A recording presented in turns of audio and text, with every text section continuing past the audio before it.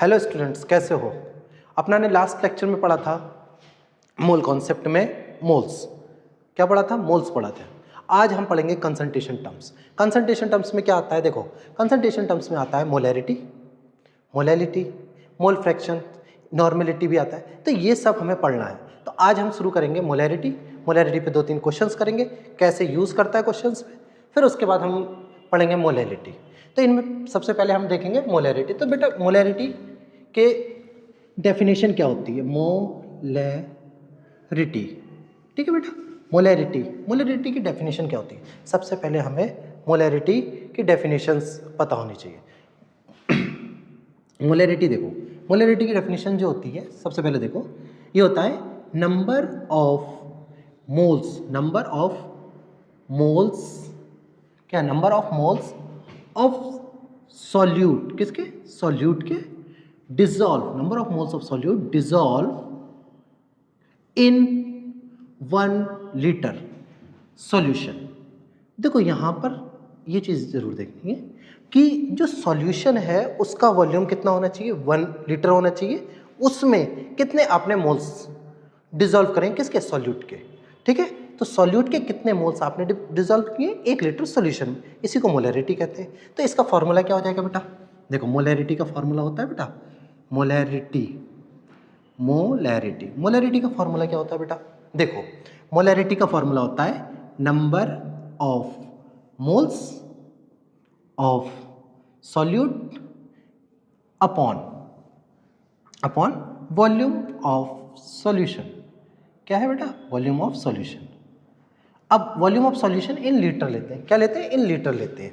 समझ आ गया? Number of moles of solute upon volume of solution in litre. तो इसे हम ऐसे करके लिखते हैं। मोलैरिटी को किससे डिनोट करते हैं? कैपिटल एम से। किससे? कैपिटल एम से। और मोल्स को डिनोट करते हैं एन से। मोल्स को डिनोट करते हैं एन से। ये अपना ने कल भी सीखा था, ठीक है। अब देखो, वॉल्यूम वी एल लीटर में लेते हैं।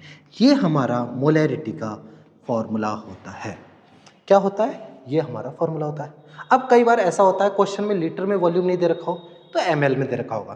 तो आपको क्या करना है? Molarity is equal to n upon v, ml में दे रखा है बेटा, तो यहाँ पर 1000 से आप मल्टीप्लाई कर दें तो ये आपका फॉर्मूला बन जाता है, ठीक है।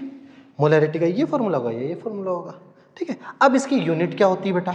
अब यूनिट भी पता होनी चाहिए आपको। यूनिट किसे कहते हैं? देखो, यूनिट क्या होगी? मोल्स की यूनिट क्या होती है बेटा? मोल्स। वॉल्यूम की यूनिट क्या होती है? अपना किस में लेते हैं? Litre, litre. तो इसकी जो यूनिट हो गई तो वो हो गई मोल्स पर लीटर, ठीक है बेटा। ये मोल्स होती है।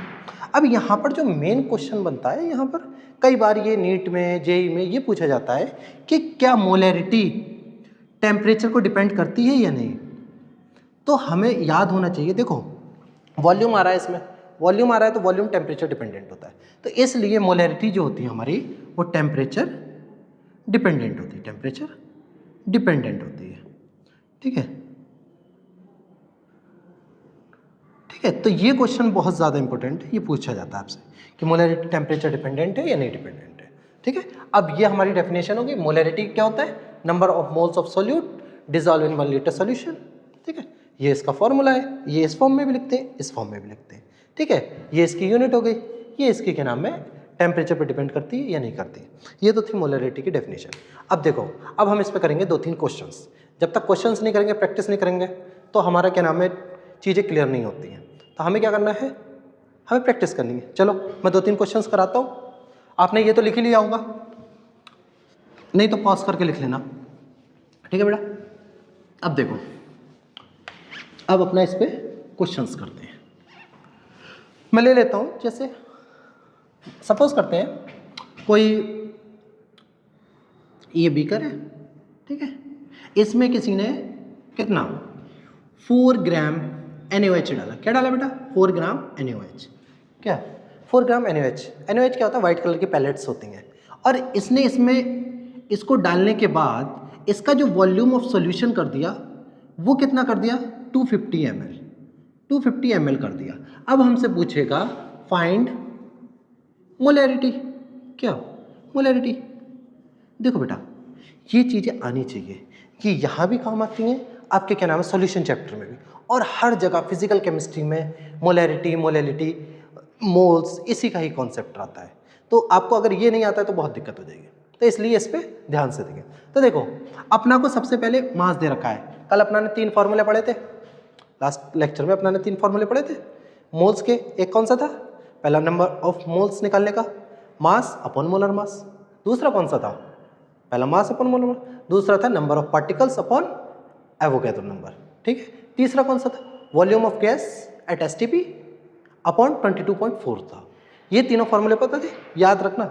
अगर नहीं आपको याद है तो मेरा पीछे वाला लेक्चर देख के आना, उसमें आपको सब पता चल जाएगा, मैंने अच्छे से एक्सप्लेन किया हुआ है वहाँ पे। तो आप देखो अपना का मोल्स निकालेंगे तो n इज इक्वल टू हो जाएगा mass of substance upon molar mass. अब मोलर मास निकालना हो तुम्हें, अगर नहीं आता है जिसको, तो सोडियम कितना होता है देखो NaOH है, तो सोडियम का 23 प्लस ऑक्सीजन 16 प्लस 1, तो ये हो गया 40। तो इसका 40 ग्राम जो होता है इसका मोलर मास होता है, 40 ग्राम पर मोल इसका मोलर मास होता है। तो यहाँ पर आ जाएगा बेटा 40। अब इसको डिवाइड कर दोगे तो ये आ जाएगा 0.1। ये तो आ गए मोल्स अपने। ठीक है बेटा। अब देखो मोल्स आ गए, मोल्स आ गए, वॉल्यूम हमें पता है तो हम निकाल लेंगे। तो मोलैरिटी इज इक्वल टू क्या होता है बेटा? मैंने हर बार कहता हूँ आपसे कि आपको फॉर्मूला बार बार लिख लिख के देखो, और जब लिखो तो बोलना है। क्यों? क्योंकि ये बार बार रिपीट करने से याद हो जाता है। तो यहाँ देखो मोल्स, मोल्स कर देते हैं, मोल्स अपॉन वॉल्यूम किस में लेना है? अगर ml में दे रखा है अपना को, क्या करना है? तो 1000 से मल्टीप्लाई।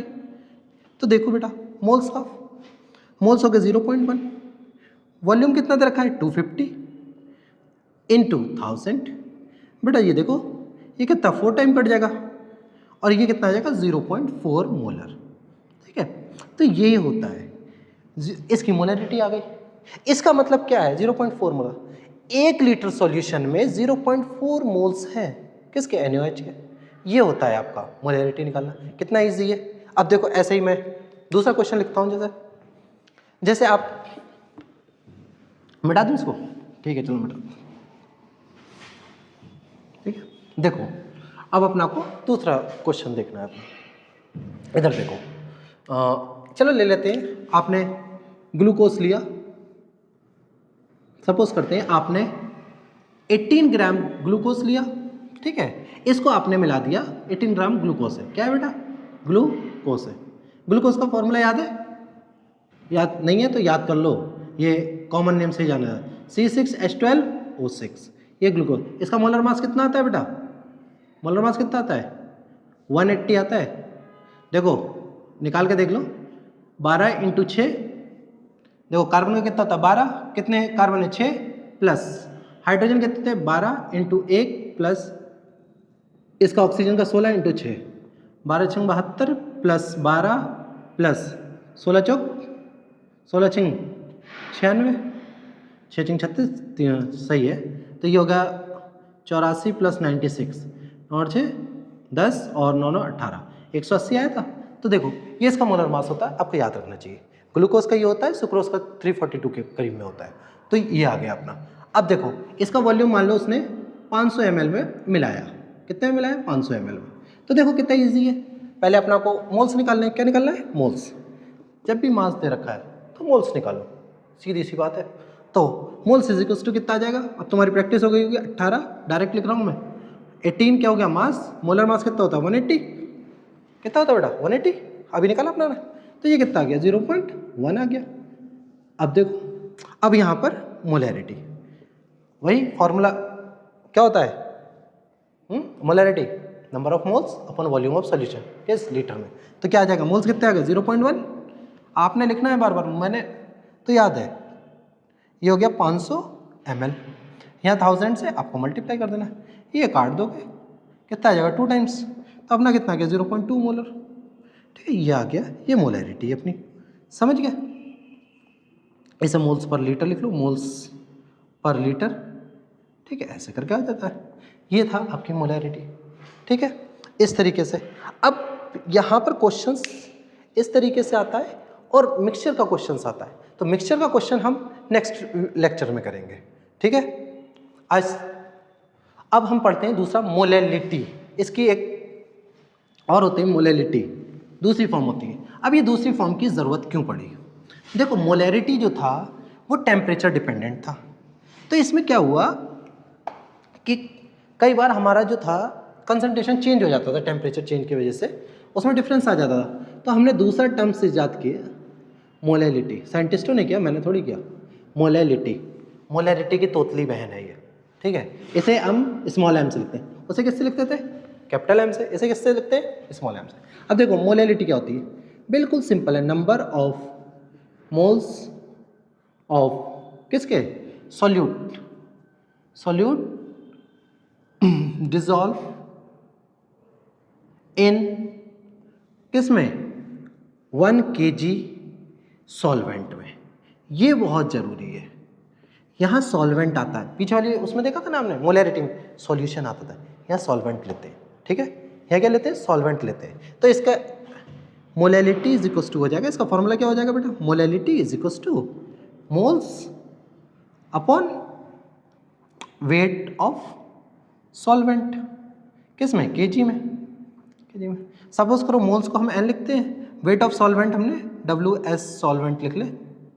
अगर केजी में दे रखा है केजी में लिख लेते हैं, वरना अगर ग्राम में दे रखा है तो हमने क्या करना है?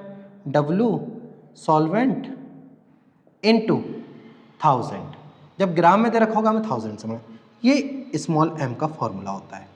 अब देखो बेटा, मोल्स भी एक नंबर है, ये भी एक मास है, ये कोई टेम्परेचर पे डिपेंड करता है? नहीं। तो आपके यहाँ पर जो क्वेश्चन बनता है आपका जो होता है, ये लिख लेना, मोलैलिटी जो है, मोलैलिटी वो टेम्परेचर इंडिपेंडेंट है, ठीक है, इंडिपेंडेंट है, ठीक है बेटा। क्या होती है? मोलैलिटी हमारा टेम्परेचर इंडिपेंडेंट है, ठीक है। ये आ गया, इसकी यूनिट देख लोगे बेटा, यूनिट क्या होती है? मोल्स पर केजी, ठीक है बेटा, ये इसकी यूनिट हो गई। ये चीज़ थी हमारी। अब देखो इसके बाद ये समझ आ गया होगा, number of moles of solute dissolve in 1 kg solvent, ठीक है। अब देखो इस पे क्वेश्चंस कैसे करते हैं।